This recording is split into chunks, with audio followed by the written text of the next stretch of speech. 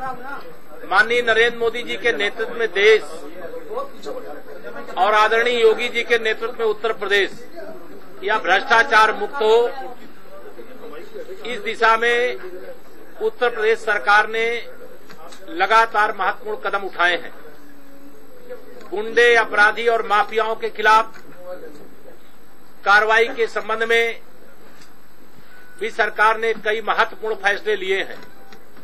किसानों की कर्ज माफी हो, चाहे गेहूं की खरीद हो, चाहे गन्ना किसानों का भुगतान हो, चाहे बिजली की उपलब्धता हो, सभी क्षेत्रों में सरकार के द्वारा उठाए गए कदम का नीचे तक प्रभाव पड़ रहा है।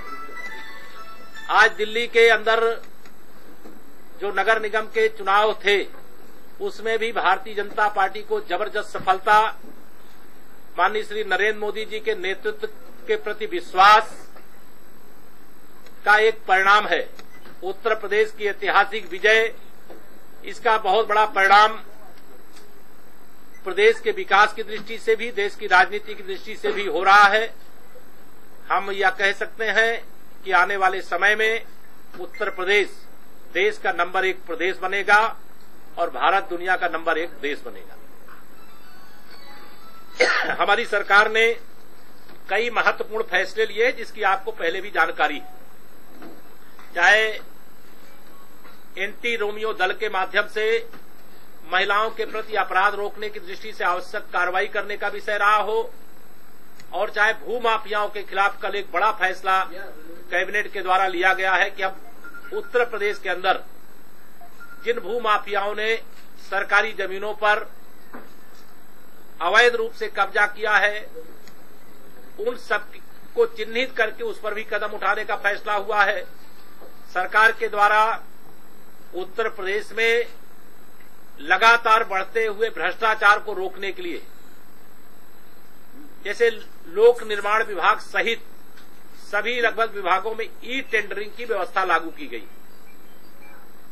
गुंडे, अपराधी, माफिया इस सिस्टम से बाहर हो जाए, इसके संबंध में भी आवश्यक निर्देश दिए गए।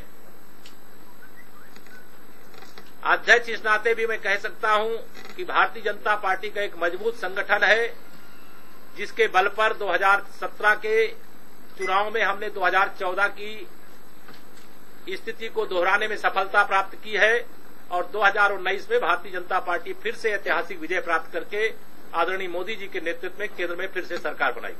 आपका कोई सवाल हो? सर, अखिलेश जी ने कहा है कि बसपा को मिल गया है। ऐसा है, ये जानकारी मेरे संज्ञान में विषय पहले भी था, जब मैं लखनऊ से चला हूं तब भी विषय था। अधिकारियों को इसमें निर्देश दिए गए हैं कि जो गलत तरीके से कोई मुकदमे लिखे गए हैं उनकी जांच करके जो निष्पक्षता पूर्वक कार्रवाई हो सकती वो करेंगे। जो दोषी पुलिस के अधिकारी होंगे उनके खिलाफ भी कार्रवाई जो आवश्यक है जांच करके उस पर भी कार्रवाई करेंगे। किसी भी परिस्थिति में अनावश्यक रूप से किसी ना तो कार्यकर्ता का उत्पीड़न होने दिया जाएगा और ना ही पुलिस का मनोबल टूटने दिया जाएगा। दोनों के बीच में सामंजस्य बनाए रखते हुए हमारी सरकार का यह प्रयास है कि यह जो घटना घटी वो दुर्भाग्यपूर्ण थी और जो उसमें दोषी उनके खिलाफ कार्रवाई के निर्देश दे दिए। अखिलेश यादव जी को मैंने पहले भी बहुत पहले कहा है कि उनको जनता ने नकार दिया है, कुछ दिन विश्राम करें।